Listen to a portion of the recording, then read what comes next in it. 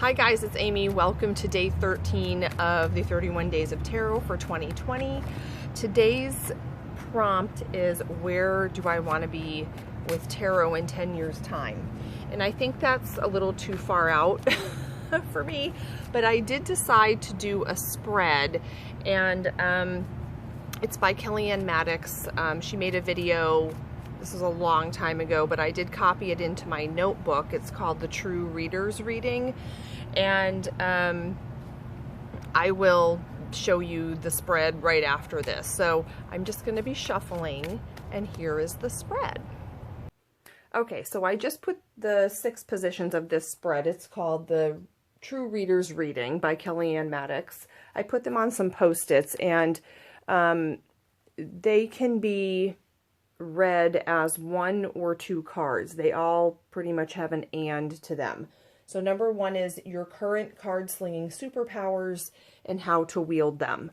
You can pull 1 card, or you can separate that into 2 questions. I'm just going to pull 1 card for each of these.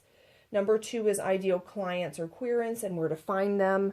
Number 3, your current weakness and how to make improvements. Number 4, the one big change, which could generate more effective readings. It's kind of an action card, what you need to either receive or release. Number 5, which archetype could you channel more in your card slinging practice? And number 6, your current potential for growth and how to kickstart it.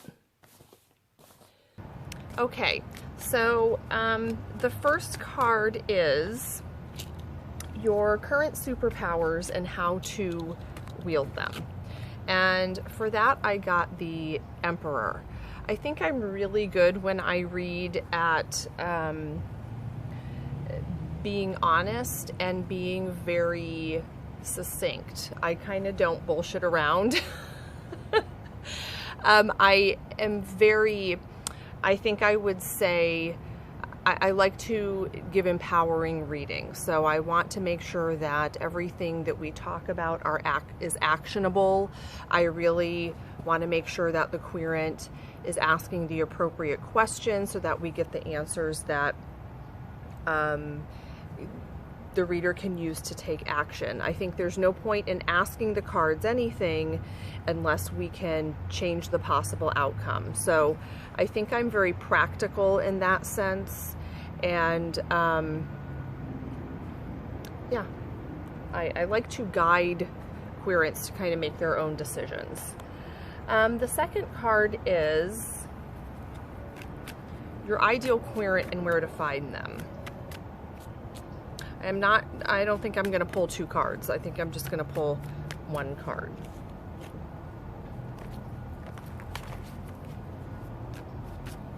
Okay, so this is the 9 of Wands. My querents generally come to me when things are not looking so hot. They've either come out of something really difficult, they're in the midst of it, or they're possibly going through a major life change or thinking about it. So a lot of times there's some stress and worry there, and that's really who I like to read for.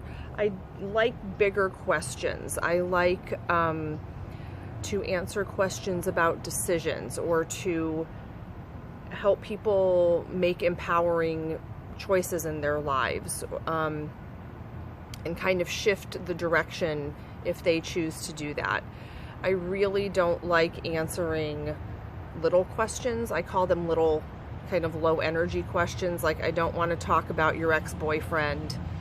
You know the drill.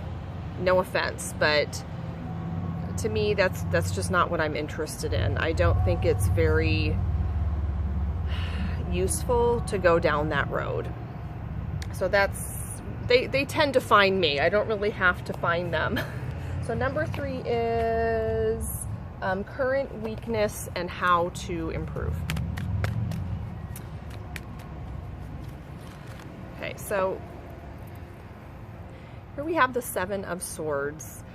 I think this is me, and I think the person that I'm not being honest with is myself.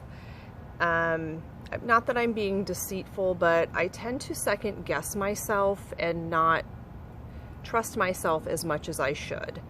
And so I do trust what's in the cards, but I often worry about being wrong, and that's something I really want to work on. I think Ethony had a video or an article or something about kind of letting go of making mistakes in tarot readings. I'm like an only child, and I'm that one type A person who if I get a B, it's like the end of the world. So I want everything to be perfect. Number 4 is the action card. So it's one big change to generate more effective readings. So here we have the 10 of Wands. That's me again. And you know, we have all that energy bundled up in this bundle, and it's kind of, it's almost like I'm afraid to let it go. I'm afraid to just not get rid of the energy, but I'm afraid to like pop the elastic that's holding all that together.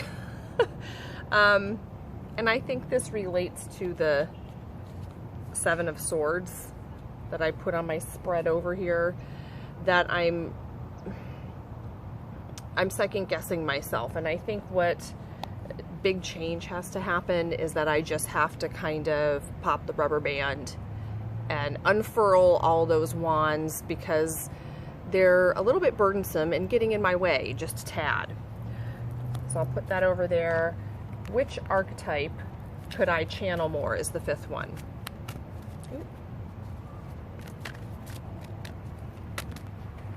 Okay, so I have, yep, that's for sure the Knight of Wands. That scares me a little, because I think knights can be a little bit teenagery, where maybe they say things without thinking, sometimes not in a good way. So I don't like to be blunt and say things in a way that is not that's planned out, but that is maybe a little bit insensitive. I like to kind of say things in a direct yet gentle way. And so the Knight of Wands scares me, because I don't want to speak without thinking, but I think I need to speak without thinking, if that makes sense. Okay, so that's my archetype. Boom, lots of energy. And the last one, current potential for growth and how to kickstart it. Okay. Oh, that one popped out. Oh, nice. Well, looky here, it's Temperance reversed, and I am in a Temperance year, and this is kind of what I'm working on, is getting this right side up and flowing. So, you know, when you're juggling lots of things and different aspects of your life, one thing I talked about when I talked about my goals for this year and that I'm having a Temperance year is that, hold on, there's somebody.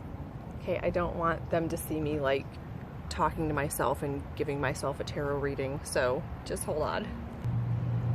Okay, they took a long time and I had to like avoid eye contact and stuff. So current potential for growth and how to kickstart it.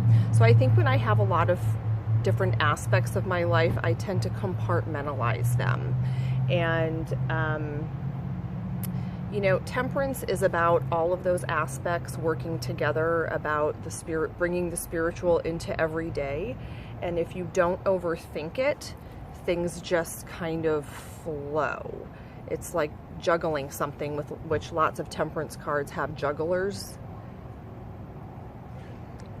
She's on the phone.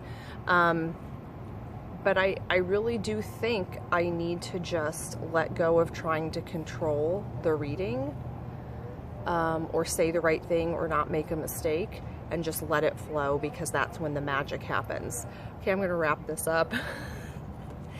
It's embarrassing. Okay, so thanks guys. I will see you tomorrow for day 14, but make sure to like or subscribe, and okay, bye.